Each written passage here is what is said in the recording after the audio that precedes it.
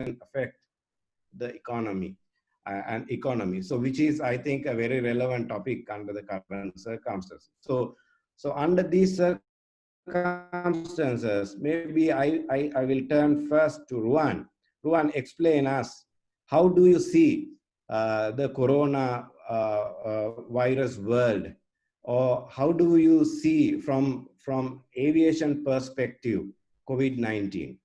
Thank Ruan, over you to you. very much, Vasava, for the introduction. And today's context, I would say the aviation industry is still dynamic. So I would say like that because when you go to the Katunayaka movements moving on the apron or the runways, but when you go to the Colombo Air Traffic Control Center, Colombo Area Control Center, you can see aircrafts are moving across the Sri Lankan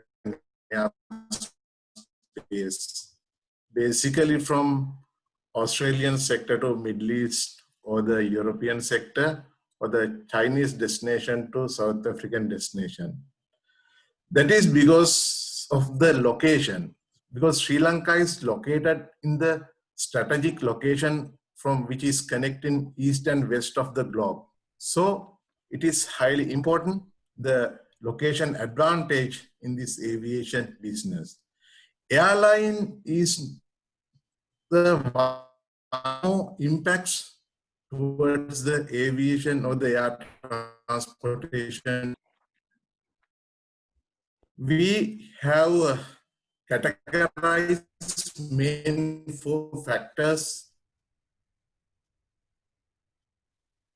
according to the ICAO, that is International Civil Aviation Organization.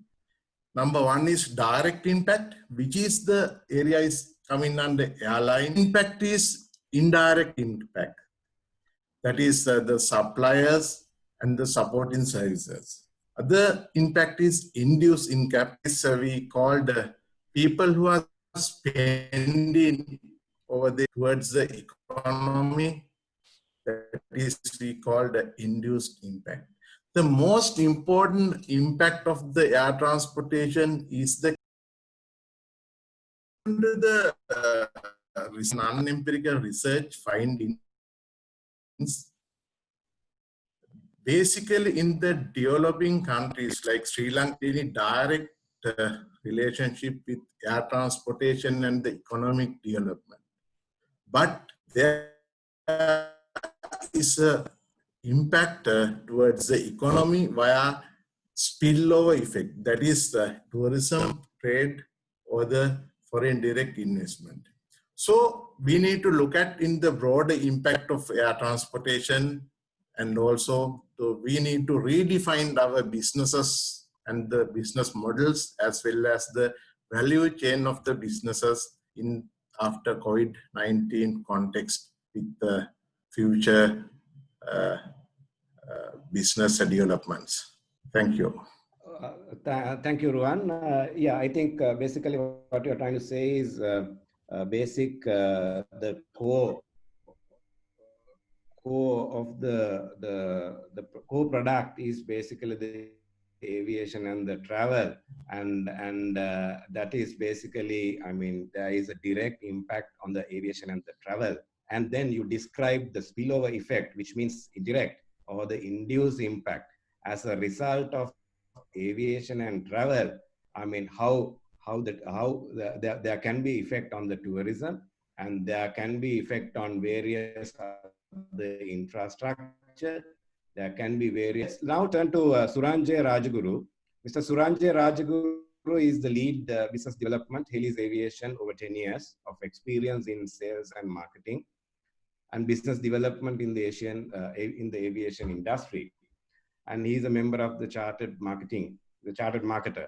10 years of aviation industry experience. Tell us, Suranjay, I understand that you are coming from a retailing background, and also you are involved in the outbound aspect, which means from Sri Lanka to overseas traveling extensively. Can you tell us now one talked about a direct impact. There is, of course, a direct impact, and there is a spillover impact, which means the travel, various purposes. It can be for tourism, it can be for various different exhibitions, conventions, 19. Can you give us some light on the impact on that aspect, please? Thank you very much for the introduction, Wasaba. Actually, that's correct. If you take airlines, there's a direct impact. Airlines and travel, we are right at the forefront of this, bearing the full brunt of the impact that's caused by this pandemic.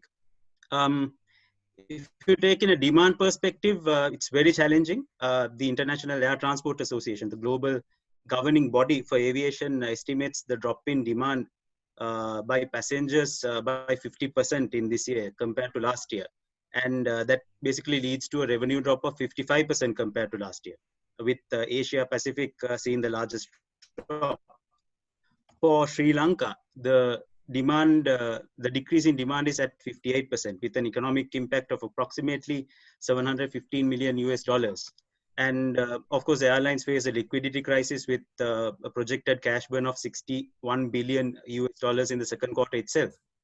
So in terms of, because of the drop in demand, airlines have had to ground their jets. At the moment, more than 16,000 passenger jets are grounded across the world. That's 2/3 of the active passenger jets globally. But that does not mean that operating costs reduce because each airline has to spend approximately 5,000 US dollars per month per aircraft to keep them airworthy. So the challenges are paramount. In terms of revenue generation, there are not many opportunities. There are some commercial activities happening in certain markets like the United States, China, but mainly the airlines are in other regions involved in operating repatriation flights to repatriate various nationalities back into their home countries. That's in a passenger perspective. However, despite a projected drop in cargo capacity by 35%, because approximately that amount of cargo is carried in passenger aircraft globally. There are some opportunities there with freight operations as well as new commodities like personal protective equipment, PPEs, and medical supplies coming in with potential value additions for end-to-end delivery from the producer to the receiver at the other end. The airlines have also taken the initiative to convert passenger aircraft into cargo carriers with the reconfiguration of the passenger compartment as well.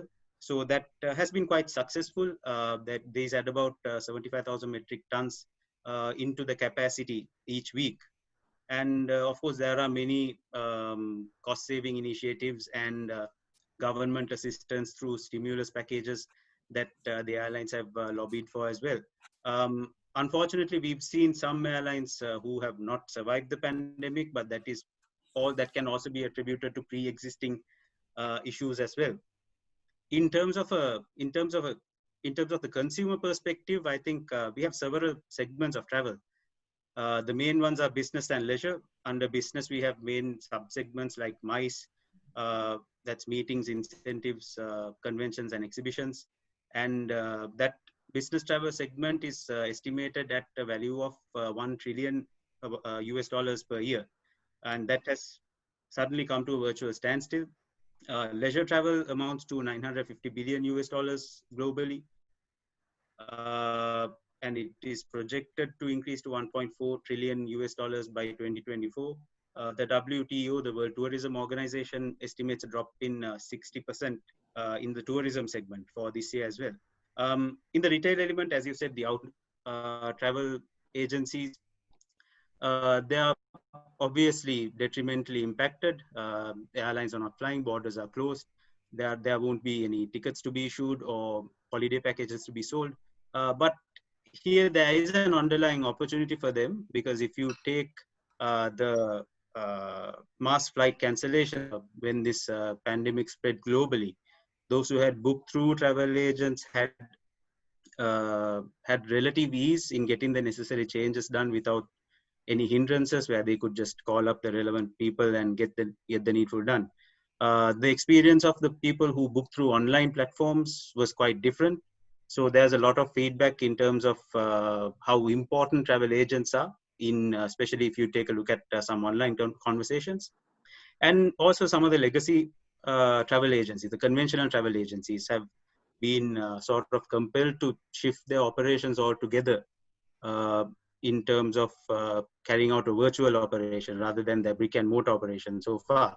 So I think that's something, a positive that they can probably inculcate into their business continuity plans going forward.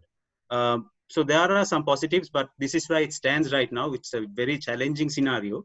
But considering all things, I think we are optimistic that travel can recover, aviation can recover, and airlines can recover because it's travel is accessible, it's affordable, and people are searching for experiences that, and basically the travel experience generally can't be replicated by many other propositions. Thank you. I think the impact, as you mentioned, is very huge. I mean, it's more than 50% revenue drop, and in terms of passenger numbers, certain airlines are converting their aircrafts to carry goods, right? Which means most probably these also can be medical equipment or maybe rations and food items and so on and so forth. So which means this is going to be very challenging, and it's a great dip. It's a great dip, as you mentioned. So I think maybe we'll go to the next, and also before we go to the next, I should inform the audience that we will entertain certain questions depending on the time, and also as we go on after this first round, there'll be, after this planned first round, we can basically take questions, and I think our eminent panelists can give answers, and can be an interesting discussion. So now we'll turn to Upuli, one and only lady in the panel. Ms. Upuli Varnakula is an independent consultant, trainer, instructor, Sri Lanka Aviation College, cabin supervisor, Sri Lankan Airlines, Bachelor of Business Management in the University of Kelaniya. She has 15 years of experience and a learning partner of DBA. And her research area is emotional intelligence on employee commitment, special reference to Sri Lankan aviation industry. Upuli, tell us now. Suranja was talking about a drastic change in the situation in the aviation and the travel situation in COVID. Right now, we would like to know, how do you all feel? How the employees feel from, coming from a post-COVID scenario to an in-COVID scenario now they are in, and also how the employees of these airline, the travel, the hotels, and all these connected sectors are getting ready for the post-COVID scenario. Upuli, over to you. Yeah, thank you, Asamba. Actually, this rapid global spread of COVID-19 has affected to most of the industries, and plus aviation industry as well. It's a huge impact to aviation industry. So, but rising to the challenges of the crisis is nothing new to this aviation industry. And so actually aviation industry has overcome with past health epidemics and economic recessions and safety incidents. So similarly, this industry will overcome with the time with this crisis as well. So, but this time actually the recovery, we expect the recovery shape is it can be a U shape. It will take much time to recover. And this moment, most of the organizations actually they find difficult with this financial crisis. Aviation industry, it's not able to maintain a sufficient cash flow. So due to that, actually they actually cannot sometimes not be able to pay debts and employees' salaries, and they can't sometimes. So employees at this moment, they have a fear of their job security, and they have fear of actually they have reduced work hours, And there are different challenges for employees as well.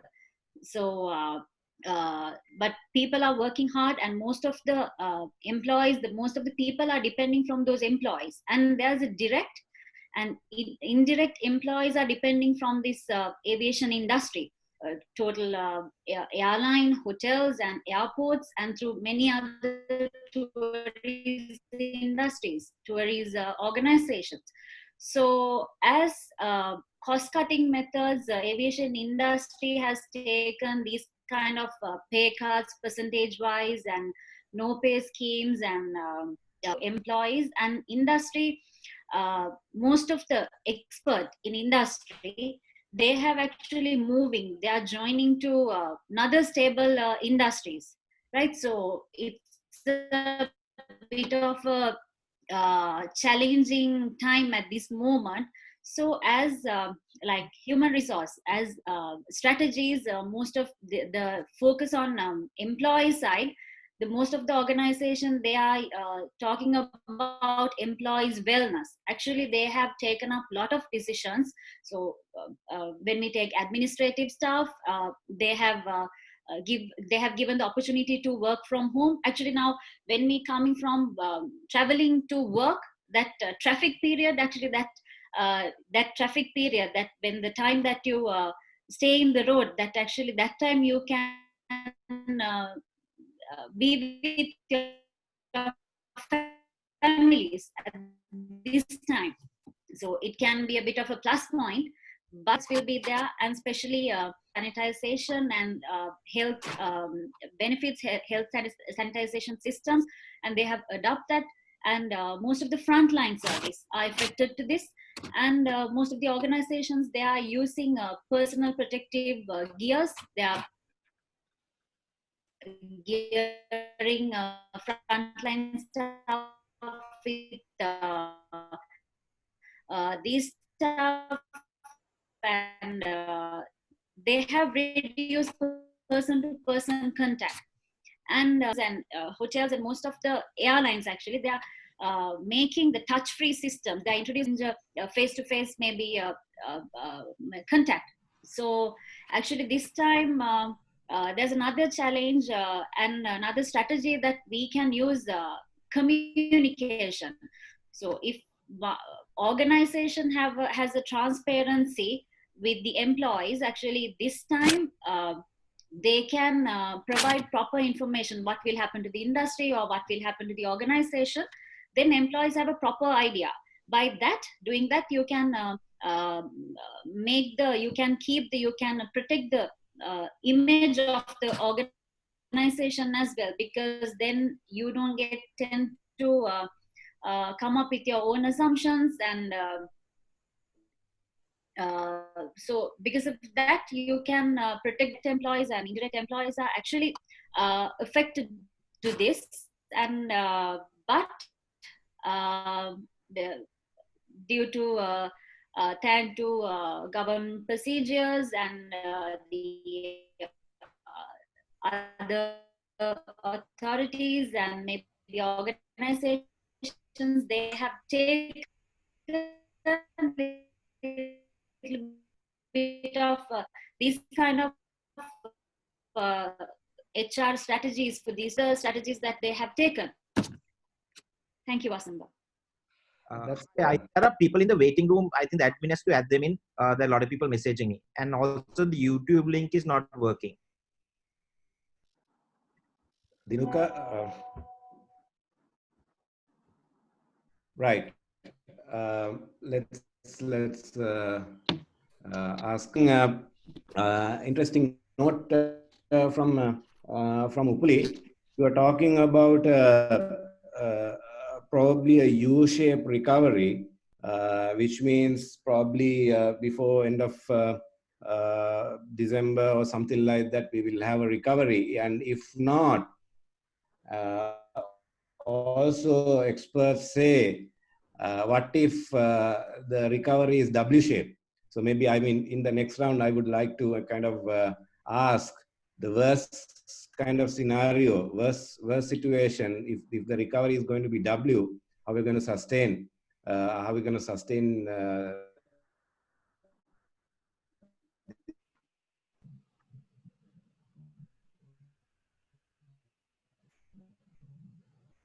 turn to Mr. Suranjit Di Fonseca. He's having played a key role in sales and marketing in Serendip Leisure, hotels and Hemas LTA sector. Suranjit currently leads DBA Travels Sri Lanka, Maldives, and serving as the managing director of that company. He's a BA honors in business administration and an MBA of Postgraduate Institute of Management of the University of Sri Jagadhanapura. He's a chartered perspective. You entertain a lot of tourists to Sri Lanka from various different destinations. And of course, we talked, in fact, Suranjay was talking about people flying globally. We would like to understand from your side how people see Sri Lanka, how people see the COVID in Sri Lanka and the industry. Give a quick introduction to everyone who's participating in today's session on, tourism industry in Sri Lanka and really where it is. I think we also have some participants from the industry, so for everyone's benefit, we are a country that was attracting 2.35, 2.4 million tourists in 2018. And then in 2019, of course, we had the Easter Sunday incident in April. And so therefore, the arrivals came down to about 1.9 million. The key thing to know is that 10 years before that, when the war ended in the country in 2009, Sri Lanka was only getting 400 years. We managed to more than quadruple the arrivals into the country. So the tourism industry had become a very, very important industry for Sri Lanka. Even the earnings that we have been getting from the industry have been growing rapidly over the years. And it's estimated that approximately 400,000 people are involved with the industry in terms of direct or indirect employment as well. Note, though, in this industry is that we normally think of the industry and associate it with just the larger hotels that you see and the big companies, but approximately 55% of the rooms that are there in this country actually comes from the informal sector, places that have less than 20 rooms. And we usually tend to forget this. Even if you look at the composition of the hotels or the composition of the accommodation providers in the country, there's something like 450 hotels and 1,800 supplementary establishments. And the reason I'm really stressing on this point is to make you understand that the benefits of this industry are far-reaching. It's not just limited to people who work in a hotel. Neither is it limited to people who work for a tour operator or a destination management company, but it goes above and beyond that. The earnings are obtained when someone visits a cultural site, or when they visit a national park or a zoo or a botanical garden, or even if they went shopping and they went to buy spices or gems or souvenirs to take back. And not forgetting the transportation industry also, that also benefits as a result of the tourism industry. So the impact that we're talking about here is not just felt by people who are working in the front lines. It's felt at the grassroots levels. It's felt by the person who's selling the thambili when a tourist goes down south and stops to buy it, as well as the person who's selling a souvenir on the beach. And those people don't really get counted in this direct number of employees that we talk about that are affected as a result of this industry. So the impact is significant. Now, in terms of numbers, we can't really quantify to say what the financial impact is. But I can tell you, in the month of March, when we really saw saw the COVID-19 situation beginning to take place and the country went into lockdown by around mid-March, we saw a 71% drop in arrivals compared to the same time last year. And in the month of April, for the first time ever, we recorded 0 arrivals. So I don't need to say more. The impact is huge. Right. So it's sometimes unimaginable, I would say, because there is a lot of direct employment and also indirect employment, and also the all our cultural, I mean, it can be cities or maybe all our attractions are filled with tourists. As you mentioned, I mean, we reached 2.4 million tourists, and all of a sudden now we have merely a 0. And I mean, we really have to begin again, right? So so that's interesting perspective. Suji, we'll come back, Suranjit, with for that. Let me introduce our fifth speaker. He's Mr. Aruna Rajapaksa, Ratmalana Airport and Aviation Services, Sri Lanka. And he has got 7 years of experience in as the chief airport manager, and was the airport manager, duty manager in the Bandaranaike International Airport, Mattala Rajapaksa International Airport, Colombo Airport, and so on for 2 years. He is a Bachelor of Business Management, Marketing Special Honors degree, second class upper at the University of Kelaniya, Sri Lanka.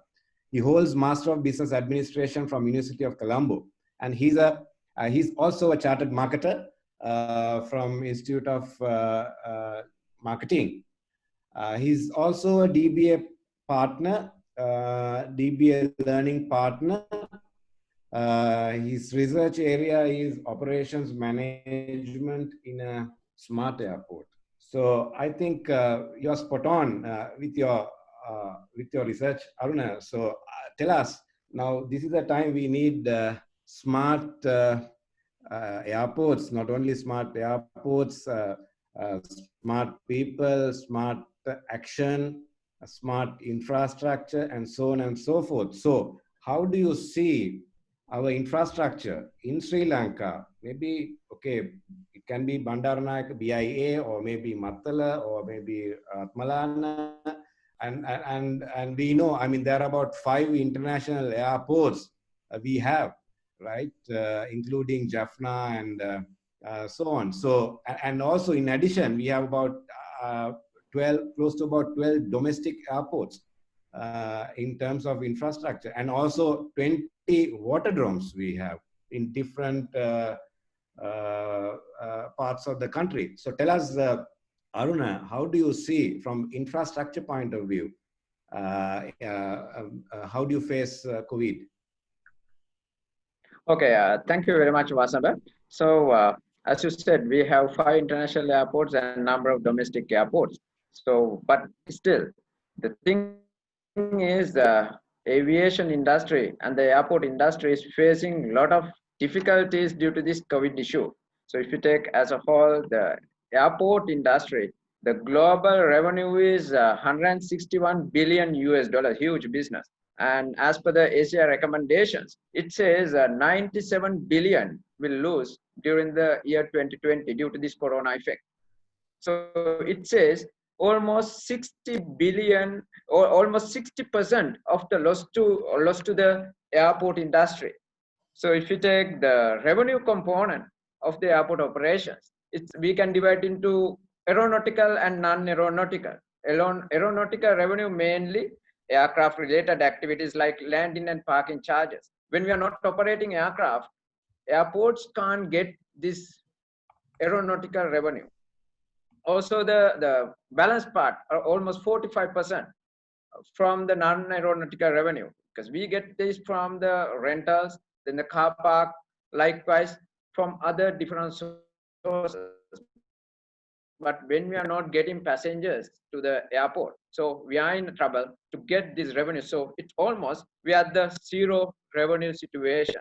But in the same time, we have to face certain other difficulties and extra cost to bear to face this COVID situation. Just for example, the sanitization process, then the disinfection process, likewise, and also we have to arrange special personal protective equipments for the passengers, our staff. So overalls, face mask, then the face shields, sort of things. These are additional costs. And also, like other industries, the airport industry, we have fixed cost because we have huge infrastructure, including the terminal building and the ancillary areas to maintain. So a lot of fixed cost we have to make, like for the maintenance and also certain license fee and to continue our existing projects and all. So the best thing is we have to find a way, new business model. And also, if you take our staff, aviation salary is a bit high compared to the other industries. But anyhow, we have to bear, we have to keep all our employees. So they have a fear. Say, for example, airport and aviation, we have 4,200 employees. Sri Lankan Airlines, 7,500 employees. Likewise, many thousands of employees attached to this aviation industry, mainly to the airport operations, airlines, travel agents. Likewise, huge community is with us. So we have to protect and safeguard all this community. As Upuli very correctly said, this is as per the ICAO and ACI recommendation. It says this will be a U-type recession. So it's a sudden drop as soon as we find this virus situation. Then this will last for some time, at least more than 6 months. So ICAO says we can slowly pick up somewhere in the 4th quarter of the year. So if we get a vaccine or sort of thing, so we can immediately recover the industry to some extent. Then Vasamba, as you ask about the domestic aviation, the current scenario, it is very badly affected because without having international passengers, tourist industry, so domestic airlines, they can survive. So then again, if you take aviation training industry, they can't continue, and we have to come up with new models like to maintain the social distance even when traveling. Likewise, it's very badly affected to the aviation industry. So we can talk in a little bit later about how to overcome these challenges. Over to you, Vasabha. Thanks. Thank you. That's very interesting. I mean, if you really see, even the different industry experts will say, I mean, how what the cost structure of the other industries versus airport or the aviation industry's cost structure. I mean, it's different. And also that is one of the questions probably I can ask. I mean, Sri Lankan Airlines, even before COVID, was actually not so easy business. And for you to answer, I mean, how do we, in a situation like that, in COVID and a post-COVID, how to sustain? So those are kind of questions we have in the second round. Before we go to that, I would like to turn to Ruan again to give us some global perspective. Now, there are a lot of discussions in this. I mean, number of flights flying have come down drastically, more than 50%. And it is, I believe it is not restricted only to the Sri Lankan airspace, but if you go to maybe North America, South America, maybe Russian region and the European region, the African region. Can you give us a little light on, since you are an expert on the air traffic, Ruan, give us the global picture. Is the total air empty as of now? Actually, Vasudha, today's context, when you look at Sri Lankan airports, Qatar Airways is operated to Colombo most probably every day with cargo flight, and Emirates Airline is still operating. Some of the non-scheduled cargo aircrafts are operating. that is also business in the aviation actually. So we need to look at this situation in a different angle, what I believe is. So when you look at the Mattala International Airport, they have converted their business strategy at this moment in a different angle.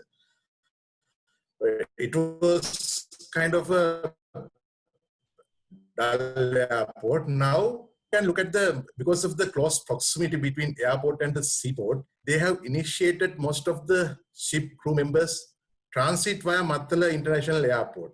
That's a different value chain of the business in the aviation model. So they have introduced they are not exposed into the local country, or they are not disembarking anywhere in the country, just taken to the airport and directly they are going back to their original destination. That's a different model of business. As well as we can look at the Sri Lankan tourism industry as in the different angle, because the tourism and the aviation is the co-integrated businesses. Both will integrate each other rapidly.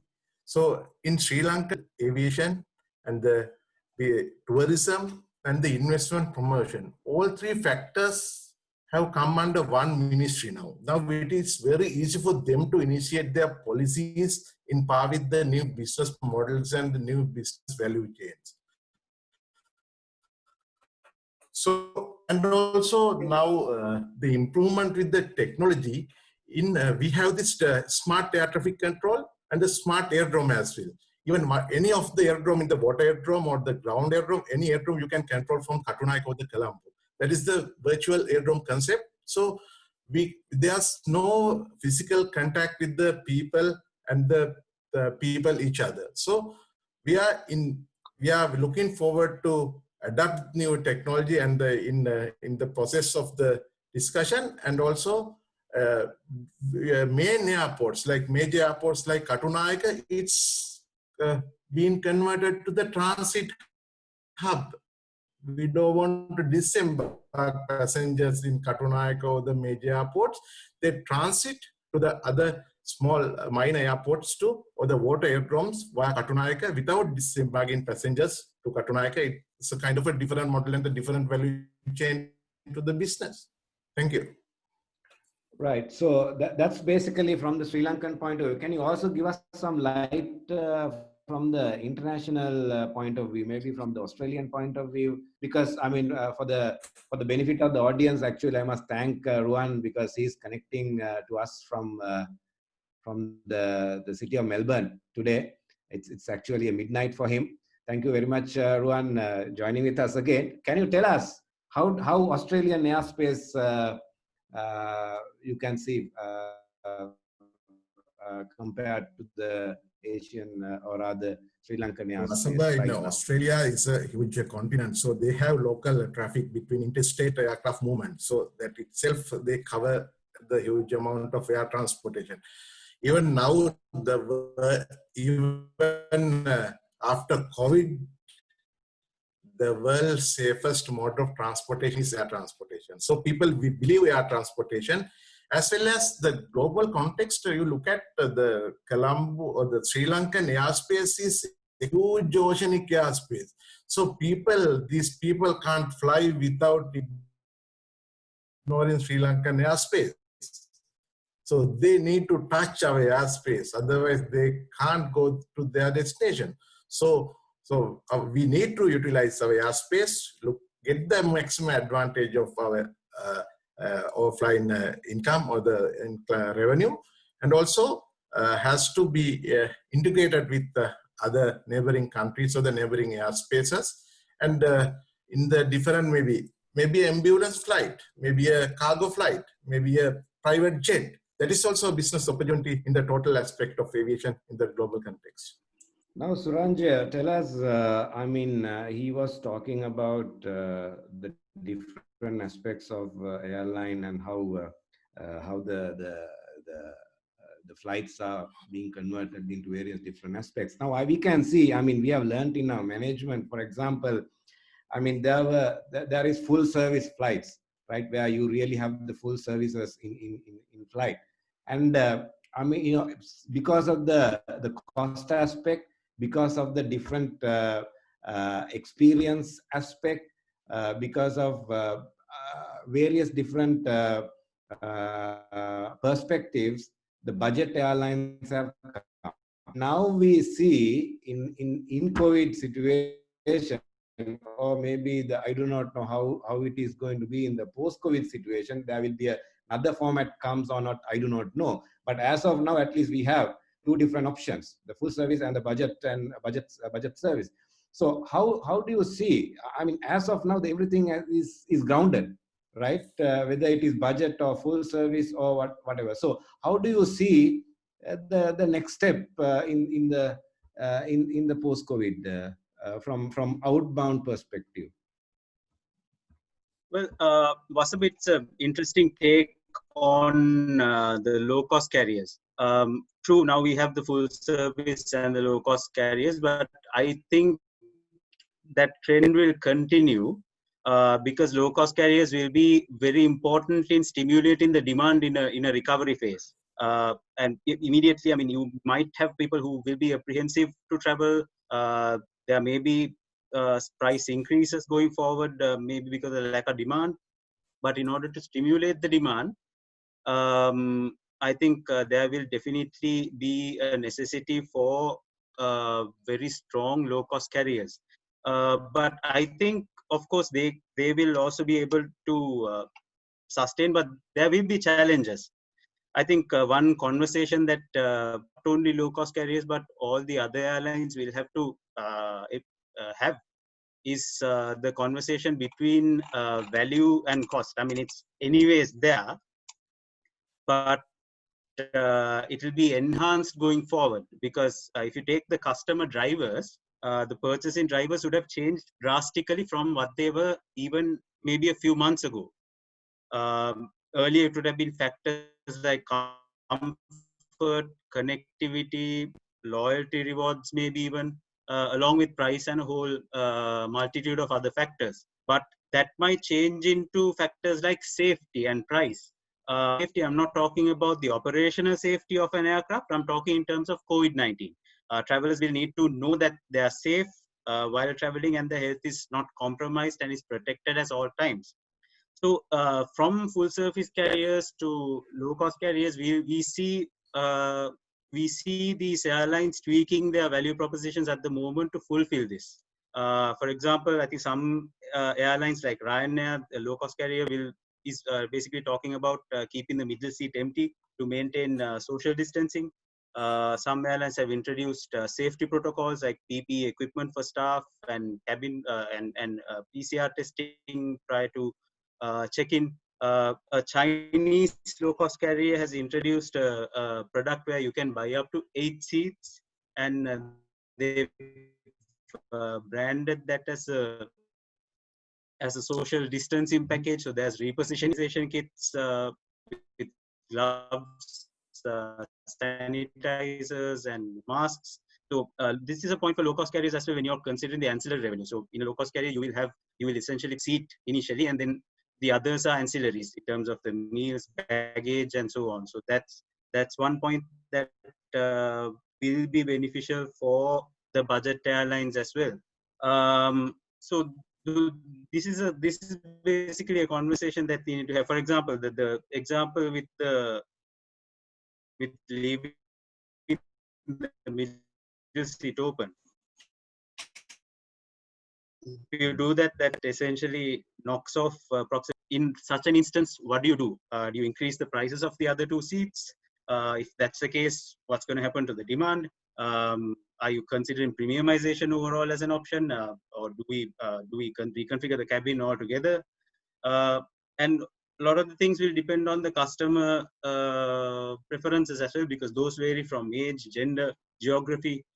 Business buying is an entirely different ballgame altogether. So all types of airlines will have to deliberate and come up with the solution that that suits their market, their customers, and their operation.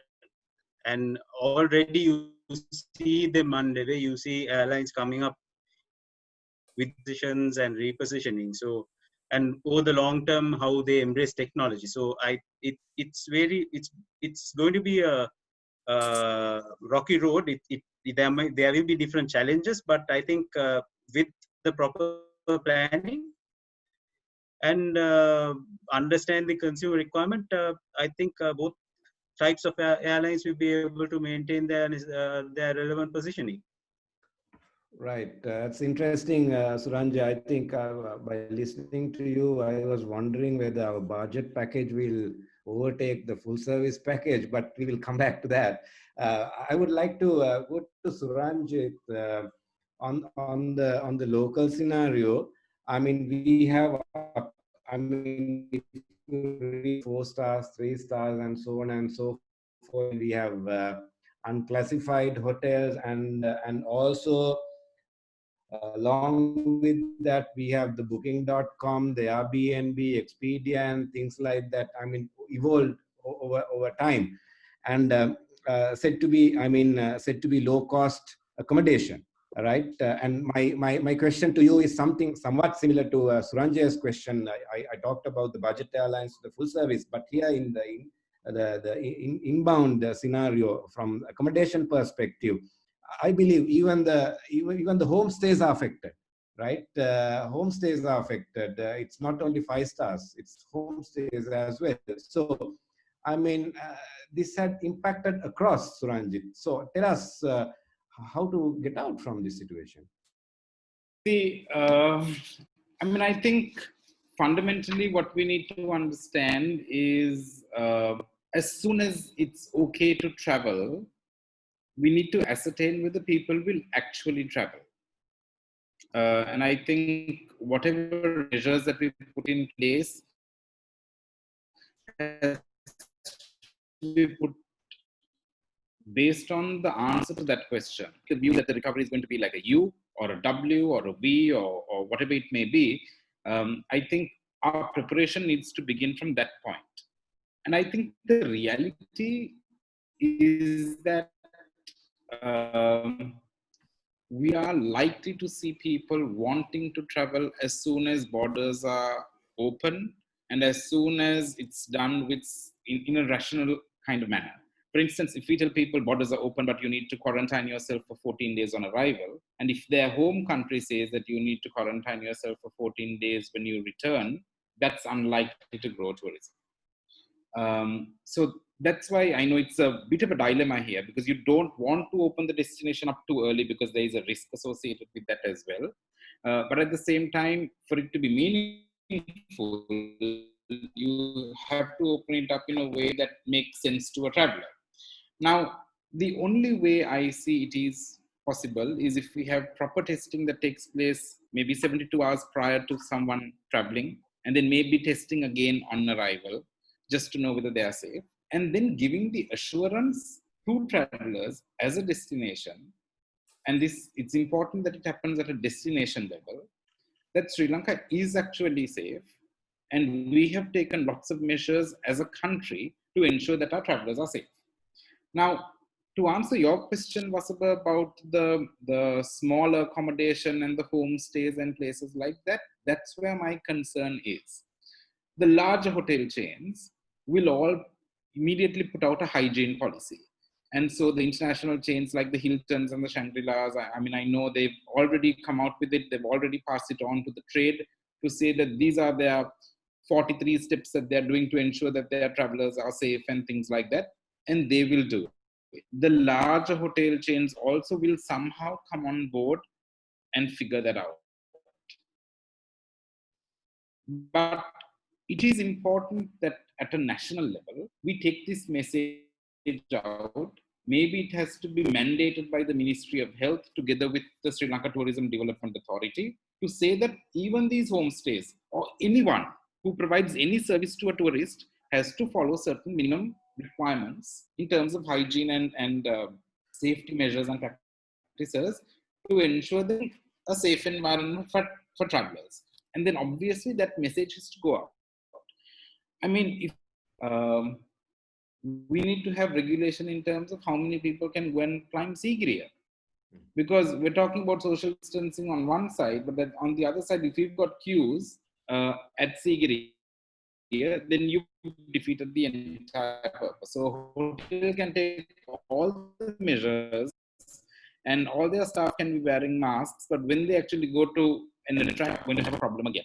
So I think at a national level, we need to find a solution here. And we can't have the airlines doing one thing and the civil aviation authority doing another, the destination management companies having their own arrangements, and the hotels doing a separate set of arrangements. All of this has to link together, and we need to communicate a cohesive message to the traveler out there that the destination is in fact safe.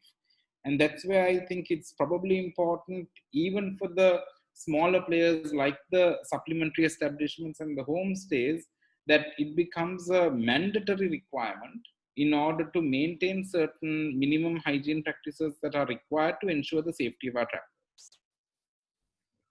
Right.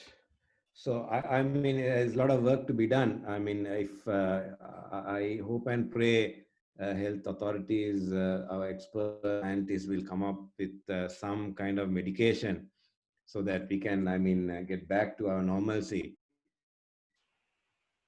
normal way of staying and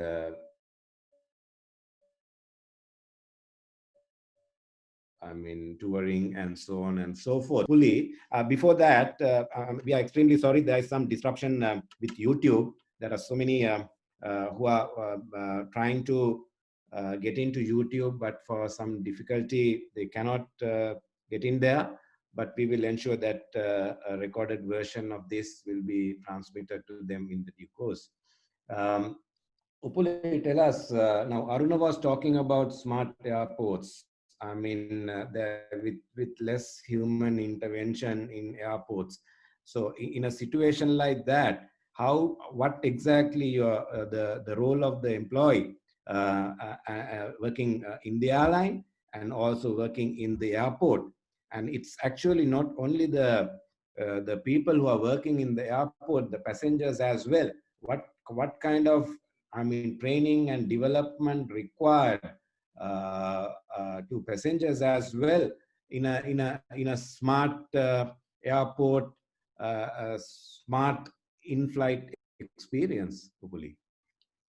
Yeah, the smart technologies and smart new adaptations are bit of new to our country, but in world there are most of the airports and airlines and they have already using this smart systems and technologies.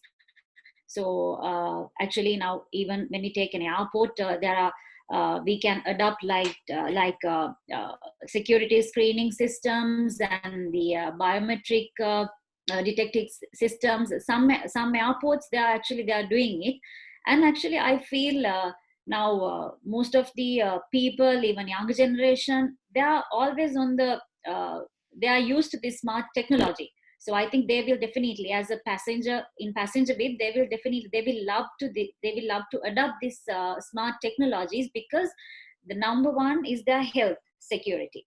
So due to this health security, actually if they adopt these systems, if they get used to these systems, they are safe.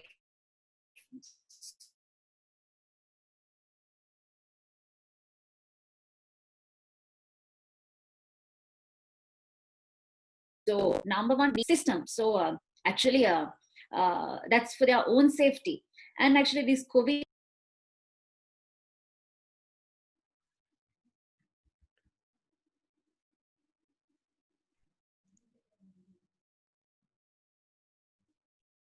Sorry.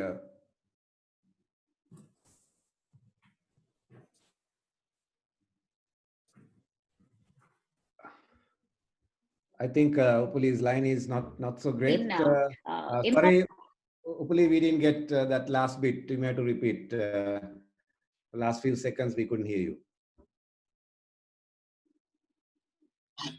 Okay, this COVID-19 situation is actually it's an opportunity systems, because sometimes if we think if we compare other airports and other aviation industry, so they have organizations, they are using different technologies, but now this is an opportunity for us to get used to those kind of new adaptations. And in employees wave, actually employees are happy to adapt. Initially, any new introduction, some people, we have to check whether the employees are ready to change, their readiness to change, we have to think. And then it's if we can give a proper training. Actually, I have to mention one thing. Even now, with this, airlines are stopped and ports are stopped, but still, this aviation industry is a zero error industry. It has to be zero error. Not even a decimal error can happen. So training has already happening. It's going on, and it's always it's updated. So all the employees are adopting that. They are supporting to that. So likewise, I know most of the employees, they will, even for their health benefit, even for passengers benefit, they will definitely get used with these new technologies. Right. So I think when you talk these new investments, smart facilities, Aruna, tell us now, I mean, all these to the call, I was talking about open seats. I mean, 1/3 of the seats are empty and budget. From the infrastructure point of view, also, you must have a sense of readiness in terms of the current situation. So, I mean, Aruna, all this is affordable into the future? Yes, Wasabi is like this. Now we have to find how to face these infrastructure requirements. As I said, we have to maintain the social distancing, and also we have to comply all the recommendations of the medical authorities. So it's a difficult task, but anyhow, we have to do that. And say like we have already installed thermal scanners. Then we have to do PCR tests. Then the distance maintenance for the check-in process, and even the gate, passenger boarding gate, we have to keep that additional space, which is very cost to the airport operation. So then again, the staff awareness, because deal with this virus affected any passenger, we have to protect our staff, and also we have to remove their fear. So we have to clearly understand what are the exact recommendation of the medical authority. Stop certain our major capital project. Sometimes it's a mandatory requirement, but as I said, we have the zero revenue situation. We have to stop major capital development projects, and we have to invest them in some other day. So we have to, from employee perspective, we have to go for flexi working hours sort of things. We have to do a lot of changes. Say now, as Upuli spoke about this smart airport concept, smart airport implementations, we have to anyhow reduce this human contacts. We have to use the modern technology. Then again, we have to maintain the social distance, we can use like voice control systems for the check-in process and immigration process. Then when filling the application, so e-gate pass clearance, likewise a lot of things we have to do. Then we can use the nanotechnology. So these things should come into the picture. Say then the CCTV cameras. But if we take Sri Lanka, when we apply these things in the practical scenario, so if you take the smart airport concept, which is used by very developed countries in their technology, we call it industry 4.0 situation. But if in Sri Lanka, it is only we are at the industry 2.0 situation. So especially we have to find a way how we bring this 2.0 industry situation to the 3.0 airport concepts.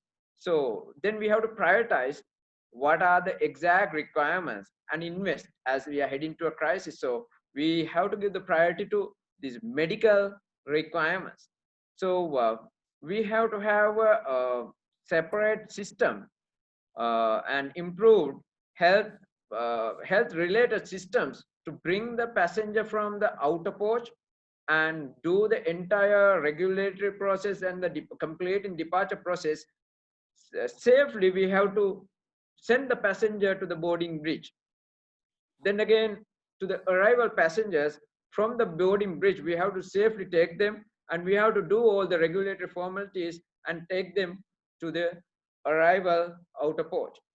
Likewise, we have to use a lot of technology to the overcome situation, and also certain other, like we have to prioritize, because as we are heading to the crisis situation, we have to prioritize and identify what are the key points, key requirements to implement at this situation. Suranjay, by listening to Aruna, I mean, the leisure travel is going to be a nightmare, looks like, you know. So tell us, Suranjay, now, I mean, for example, you handle a lot of groups out from Sri Lanka to various different destinations. It can be to India, to Myanmar, to Thailand, and so on. And also, I mean, a lot of elders fly to India, for example, on pilgrimage. So you think this won't happen in a foreseeable future, and an elder wants to go on a trip to India or some cultural site? Will that going to be a dream for them? Well, it's a little difficult to say whether that can happen immediately, but of course that also depends on how each market responds. Of course, if there's no definitive solution for the pandemic, like a vaccine or any other solution, then it will all have to be preventive measures. So definitely there will be some checks, some procedures that have to be followed in terms of traveling, not just for elder segments, but for all segments. Of course, traveling always has a purpose. I mean, if you take a MICE group, it's always for something like recognition or training. So even for a leisure travel, it's mainly on the experience that is generated by it, which cannot be replicated. So travel would be a high involvement purchase. It would be something that people will always look to do. How we arrange that, how we facilitate that for them, I think we have to all collaborate on that. So if we take an airline, they'll have to collaborate very closely with the airports in terms of getting the necessary security checks. Collaborate with your supply, your travel agents, your downstream value in educating the customers and giving them the proper advice on the necessary precautions that need to be taken. So there will be challenges, but considering that travel is something that's in our DNA, that has a purpose. So considering all that, I think we need to collaborate and find the solutions for that. I'm not saying that there are not going to be any hindrances in terms. There may be a enhanced check-in process, the reporting time to the airport over the short term. I think we need to look at an inclusive picture and ensure that whoever who wants to travel can meet that objective. Right, and also I must tell ladies and gentlemen, I'm picking some of the questions you have raised also here. In the list, one of the things is Suranjit. I mean, our travel or our leisure inbound in Sri Lanka was actually a challenge even in the pre-COVID. I mean, our infrastructure was not really attractive. And I mean, we couldn't reach to the situations in Singapore or maybe in Thailand or maybe I mean, even to some extent to our neighboring countries. So, I mean, we have a huge challenge. I mean, this is nothing to do with COVID, right? Despite COVID, our travels in Sri Lanka was a challenge. So, I mean, don't you think that this is an opportunity for us to relook at, go to the drawing board again, to kind of map it out a reasonable or a winning proposition in our tourism sector as whole?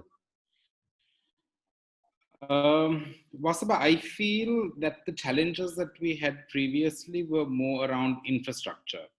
The challenges that COVID-19 has brought us is more around safety. I think both of them have to be addressed. I believe the immediate thing that needs to be addressed at this point in time is around safety and hygiene. And I think that wasn't as much a priority in the past as it is now. So I think that definitely needs to take precedence. But having said that, it's not like the infrastructure matter can delay as well. So I think they're two different things. They need to happen parallelly. But I believe at this point in time, in terms of what travelers will be looking for when it is okay to travel and when borders are open, and I do believe that they will travel, because when you look at even historically, even during the economic meltdown of 2008, the travel and tourism industry still grew. Despite a global economic meltdown happening then. I think that's just an indication that people still desire to travel. There's also the growing economies of India and China. I mean, there's a huge middle class in both those countries, and both those countries are relatively less affected as a result of this pandemic in comparison to Europe. So the expectation is that even when things come back to normal, those markets are likely to travel out first. And even in Europe, for that matter, I think the important thing for us to understand is that travel is a priority for them. So even in 2008 and 2009, when the global economic crisis affected Europe, people still traveled. They may have scaled down their travel. Those who were booking a 5-star hotel may now opt to stay in a 4-star hotel, or if they took a 14-day holiday, they might now take a 10-day holiday, but they still traveled. I mean, they would budget for travel in the same way they would budget to pay the kids' school fees. So my expectation is that people will want to travel as soon as they have some sort of assurance and comfort to know it is okay. I mean, of course, you will have people who will definitely choose not to travel until there is a vaccine. And not only should a vaccine come out, the vast majority of the world needs to get vaccinated as well. And that could take another year and a half. So you will have, risk-averse people too. But you will also have a significant number of people who say, you know what, I'm going to take the precautions and I'm going to put my trust in an organization that I can trust in. So credibility of organizations will come into play and they will travel. And I think at a time like that, we need to be ready. We need to ensure that we have taken all the measures from a hygiene perspective, whilst parallelly developing and investing in our infrastructure, which cannot be ignored. But I think they're two different things, and they're two priorities that need to be focused on parallelly. Okay. So it's basically infrastructure and safety, go hand in hand. So that's an interesting point of view.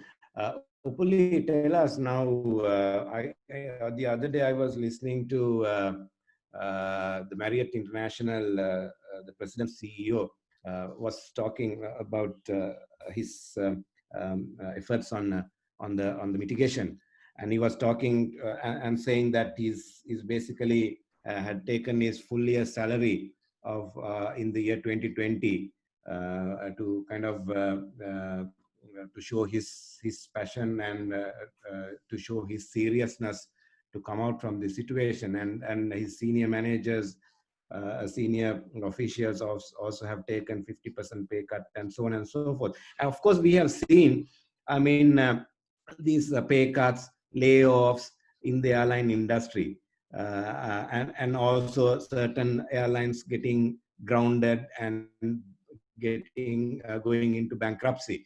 But this situation is not so. It is not not an issue for a particular airline or a particular company, but this is across. And you are talking about training and development. I mean, do you think your staff, your employees are motivated enough in a situation like this, right? I mean, they are getting hammered from their, I mean, paychecks then, right?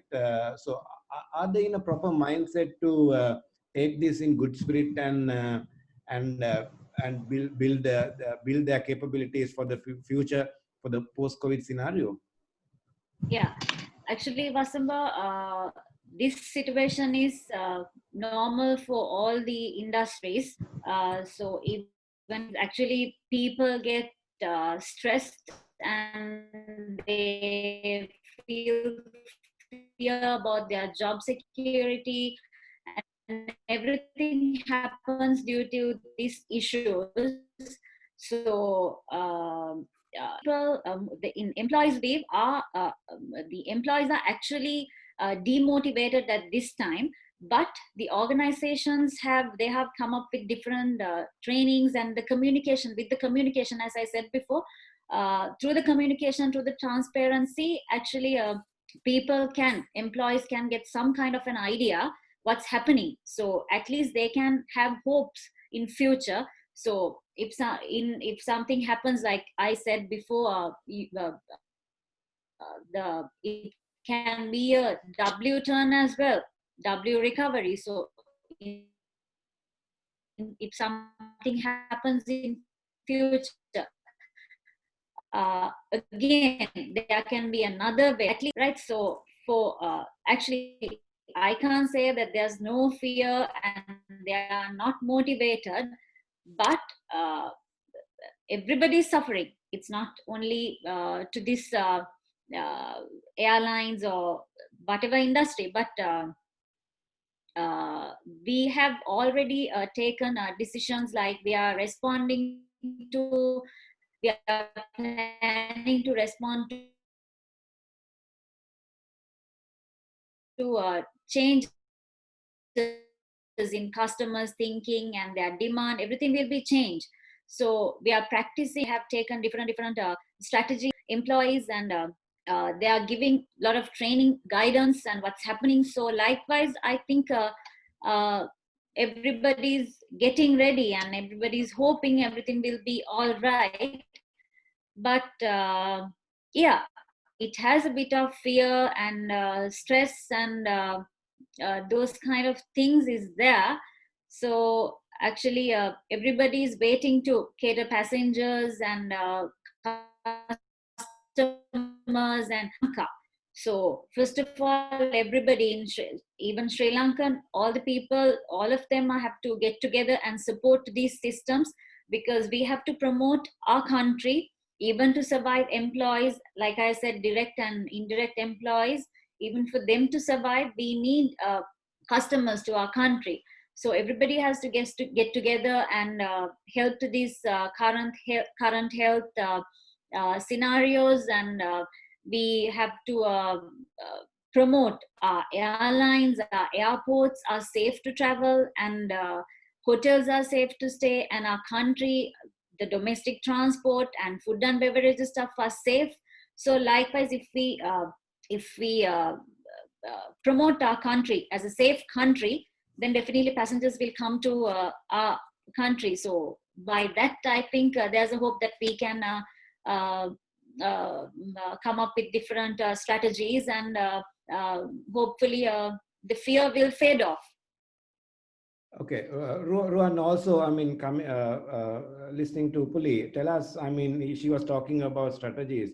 You think there'll be kind of policy change in terms of aviation and in terms of air traffic or maybe economic development perspective you should kind of propose or you think of? Vasabha, actually, we all understood that number of tourist arrival has to be reduced. That is obvious. So I am not going to figure out with the numbers, especially Vasabha, because the tourism impact depend on the receipts which is coming to the economy. Maybe less number of tourists might give highest number of impact to the tourism. You understand what I am telling, I think, because how much they spend over their travel is matters. The number is not, I mean, it is kind of an impact to the aviation industry, but when you look at the tourism, we try to use maximum out of the, I mean, as receipts. The numbers is might be a less figure, but we need to fight with the total receipts, and also that give an indication of introducing new kind of tourist models. As an example, was the think if person needs to travel to Arugambe, so he doesn't want to do shopping in Colombo. So if you can integrate our transport system via Katunayake to Arugambe, maybe a seaplane, there are a lot of sea aerodromes. They are operating, Sinamanya is operating with the sea planes, and also there are other potential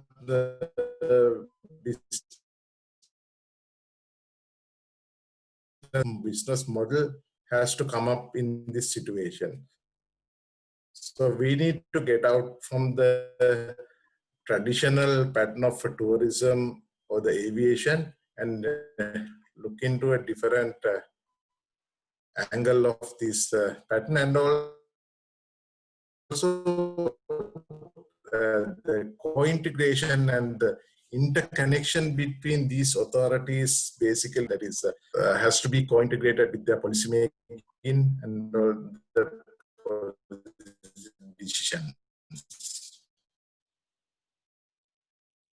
From airports, from the infrastructure point of view, what is your kind of, I mean, by listening to all this, I mean, how do we continue? What is our kind of recovery plan? Do you have any kind of backup plan in your mind to come out from this situation? How do you kind of tell us into the future? How do you envisage? Aruna? Yeah, Wasaba, as you all, yes, can you hear me? Yes, go ahead. Yeah. Wasaba, now it is like this. Now, still, we are in the crisis, and still international passenger flow not started.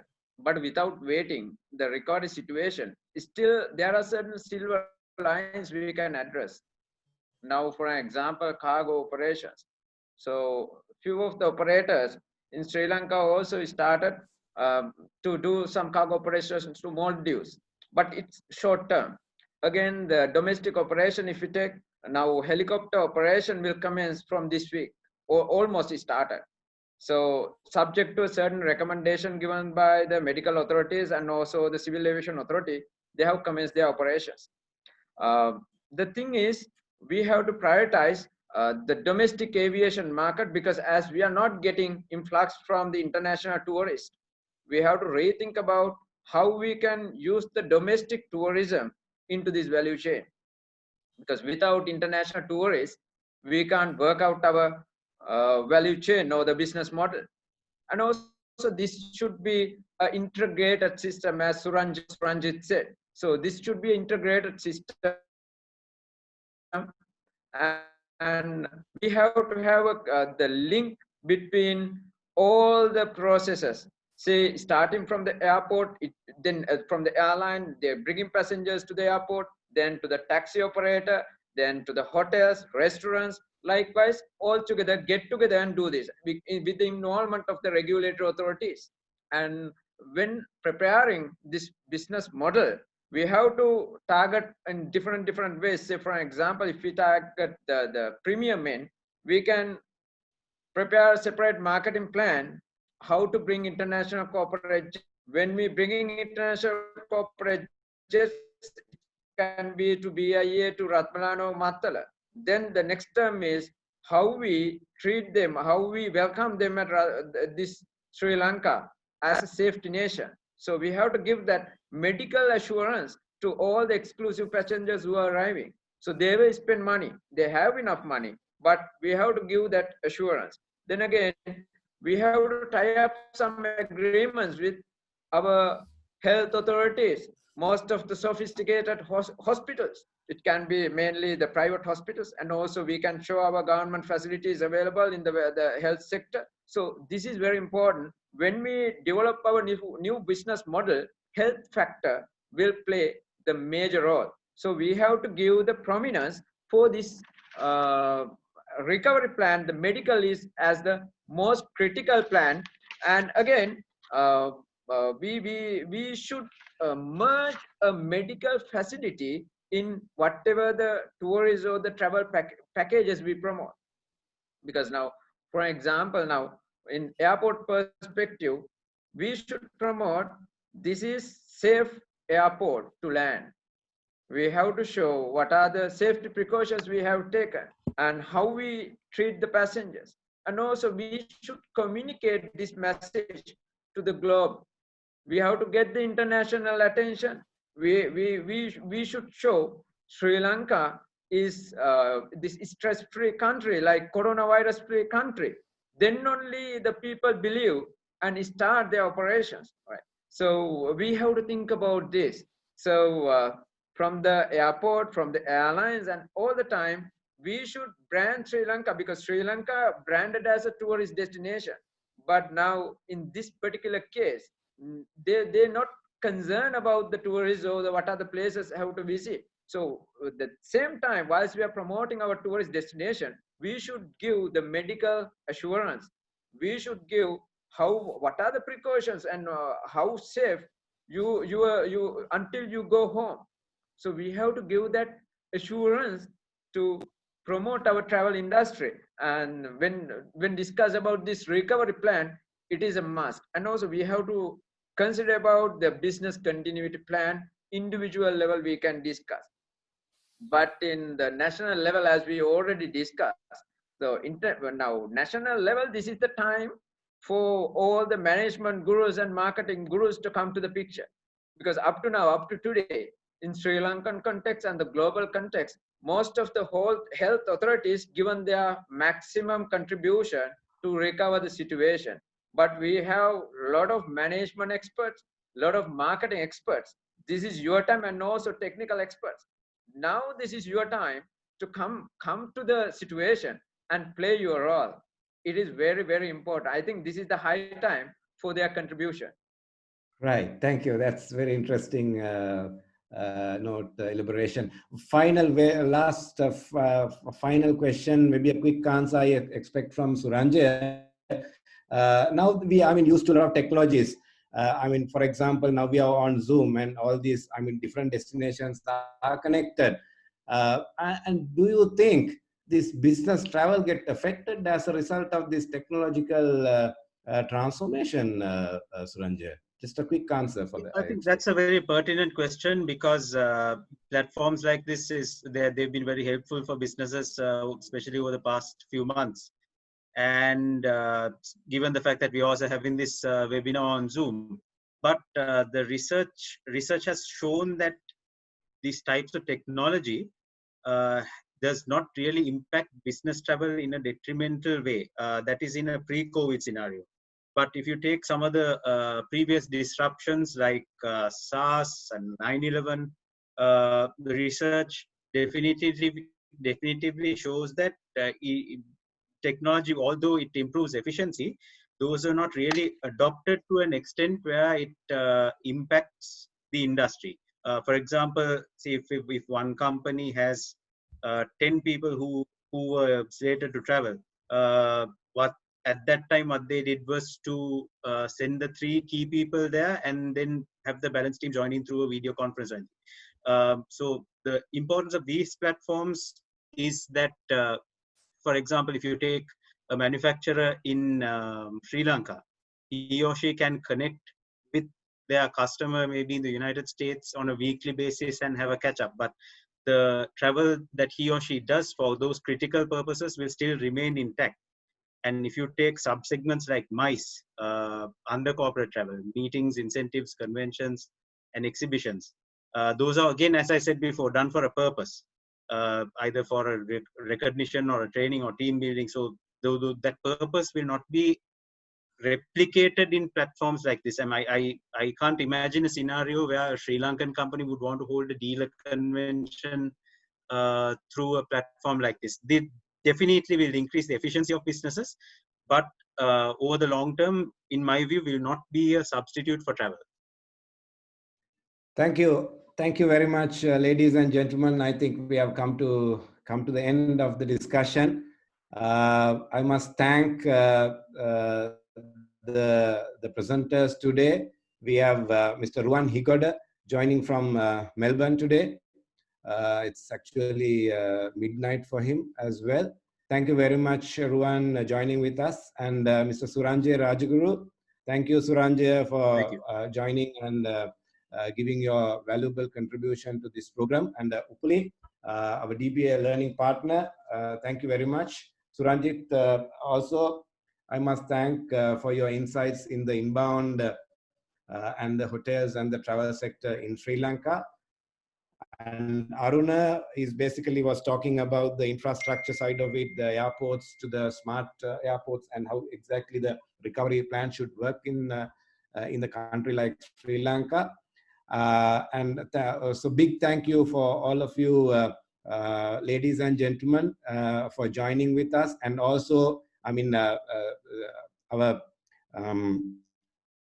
DBA was behind this. I must also thank Dr. Nalaka Vikramasinghe and also Dinuka for helping us to set up the infrastructure for this discussion. So big thank you again, ladies and gentlemen, for being with us for this 1.5 hours. I think it was a very wonderful experience for all of us. It's actually a new topic, new discussion for the University of Kelaniya and for the DBA as well.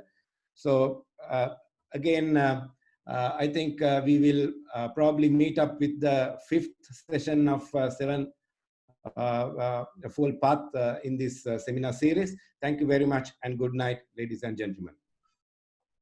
Thank you.